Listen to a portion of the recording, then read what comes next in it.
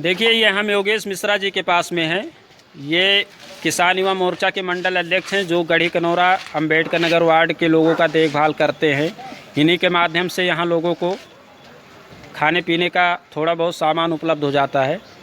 हाँ नमस्कार सर जी। ये लोग अभी अभी हमारे पास आए हैं।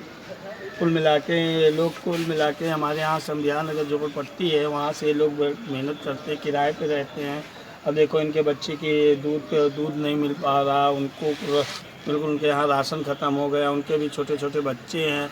तो इन लोगों को कम से कम 30-40 घर ऐसे हैं जिनको ना घर में एक पैसा है और ना उन लोगों के पास राशन है। हमने सुबह से डीएम साहब को भी अवगत कराया, एडीएम क्राइम को भी हमने अवगत कराया और एसडीएम अपने यहाँ कैंट के एसडीएम साहब को, सदर कैंट के एसडीएम साहब हैं, उनको भी अवगत कराया और अपनी पार्टी के वरिष्ठ पदाधिकारियों को भी सूचना दी कि ऐसे हमारे क्षेत्र में समस्या काफ़ी है। बीते कई सालों 2 साल पहले हमारे यहाँ झोपड़पट्टी में आग लग गई थी। इन लोगों के कुछ लोगों के जो यहाँ के परमानेंट निवासी, उन लोगों के आधार कार्ड है, राशन कार्ड भी नहीं है। तो मैंने इन लोगों को फिर अपने पास से कुछ सिस्टम किया, कुछ इधर उधर एनजीओ द्वारा खाना का काम किया और जबकि अभी सुबह से जोनल अधिकारी से भी हमने गुहार लगाई कि हमारे यहाँ इतने लोग हैं, भूखे हैं, बेचारे बहुत परेशान हैं, किराए पे रह रहे हैं, इन लोगों का सारा काम ठप हो चुका है, जिससे आप इनकी थोड़ी मदद करिए। तो कह रहे हैं कि कितनी मदद करें। और खाना आता है हमारे यहाँ, जो जोनल अधिकारी खाना भेजती हैं, मगर इतनी पब्लिक है कि उन लोगों तक पहुंचने में बहुत दिक्कत होती है। कहीं 200-400 पैकेट देते तो हमारे यहाँ के 30,000 की जनता है, 30,000 में कम से कम 10,000 जो आम पब्लिक है वो किराए पे रह रही है। और उस पैकेट से तो पेट भी नहीं भरता होगा जहाँ तक मेरा अंदाज़ा है। आप कह रहे हैं जैसे देखिए कि इस समय हमारे क्षेत्र में सबसे ज़्यादा ही किराएदारों के बच्चों के ऊपर आ पड़ी है कि उनके छोटे छोटे बच्चे हैं, उनके पास पीने के लिए दूध नहीं। सबसे बड़ी तो दिक्कत ये है कि ये बच्चे कहीं बीमारी का शिकार ना हो जाएं किसी कारण, बस कोई भूखमरी से जैसे बीमार होने लगेंगे तो ये संकट हमारे ऊपर ज़्यादा आएगा। जी बिल्कुल, आपने ये सवाल उठाया, बहुत अच्छा सवाल है कि जैसे मान के चलो कि बच्चों के लिए। जी बिल्कुल, जो 6 महीने के बच्चे हैं, साल भर के बच्चे हैं, वो तो अभी दूध ही पीते हैं। जी। और जिनके माँ बाप काम पे नहीं जा रहे हैं, उनकी कमाई नहीं हो रही है, तो वो दूध कहाँ से पिला पाते होंगे। देखिए जैसे कि हम लोगों को ये पता था कि 14 तारीख तक लॉकडाउन रहेगा। किसी तरीके हम लोग मिलके या अपने पास से जितना हम लोगों के पास डोनेशन इकट्ठा किए या अपने पास से जितना बांट सके तो बांट दिया। हमारी लोगों की भी आर्थिक स्थिति दैनिक है, तो हम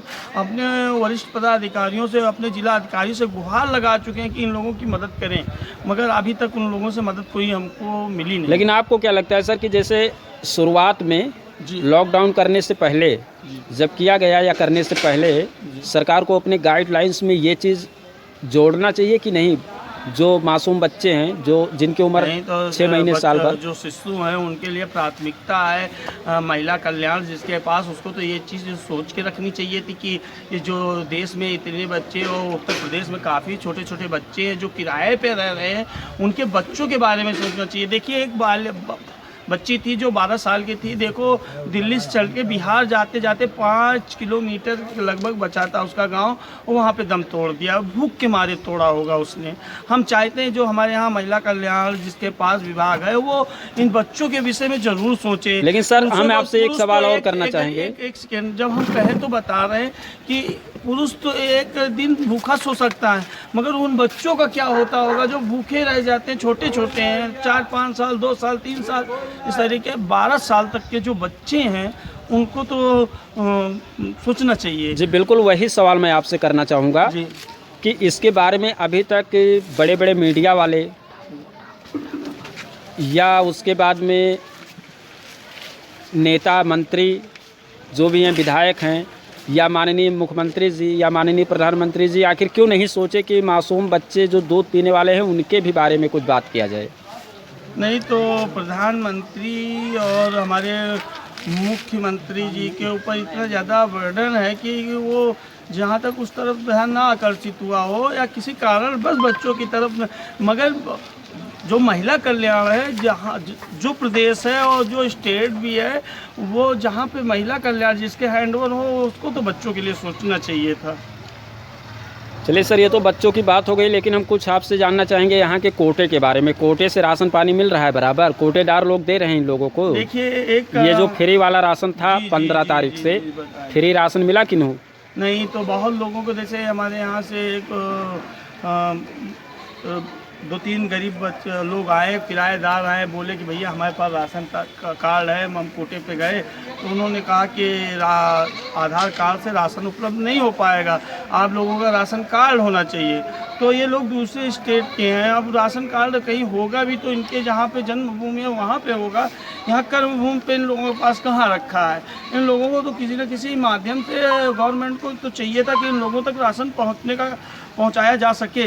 अब हम देखो, इसको लेकर हमने बात की थी डीएम साहब, तो डीएम साहब ने कहा कि कहो तो खाना 1 पैकेट भेज दें। 1 पैकेट खाने में क्या होता है? एसडीएम साहब ने बोला कि चलो खाना भेज देंगे। जी बिल्कुल, 1 पैकेट खाने में पेट थोड़ी भरेगा। बच्चे भी तो हैं और भूखे भी रहते हैं। ठीक है सर, आपने बताया और यहाँ पे दिक्कत है इन लोगों को, तो आप थोड़ा इन लोगों का ख्याल सामना रखिए करना पड़ रहा है इन लोगों को, और आप शासन प्रशासन को अवगत करवाइए। आप यहाँ के हैं तो आप थोड़ा इन लोगों पे ध्यान दीजिए। इन लोगों की सारी सुविधा में लगे हुए हैं। इन लोगों से आप बात भी कर सकते हैं कि हम इन लोगों तक सुविधा हटाने का जितना मेरी कोशिश होती है, इन लोगों तक सुविधा हम अपनी हटाने का काम करते हैं। बताओ ना, करते हैं कि नहीं करते हैं? मगर इस बीच में खुद मेरी आर्थिक स्थिति करते हैं। तो इनके माध्यम से आप लोगों को मिल जा रहा है कुछ? हाँ, थोड़ा बहुत तो मिल ही जा रहा, उतना ज़्यादा नहीं मिले, थोड़ा बहुत तो मिल जा रहा कि मतलब जहाँ कुछ नहीं मिलना कुछ मिल जा रहा है। जैसे गांव में एक कहावत है हाँ, कि उपास ले पतोहू का जूठे भला, गांव में एक कहावत कहते हैं, वही उसी तरह चल रहा है। उसी चल रहा। बताइए, ये समस्या है इन लोगों का। यहाँ पे सब बाहर के रहने वाले हैं, किराए पे रहते हैं।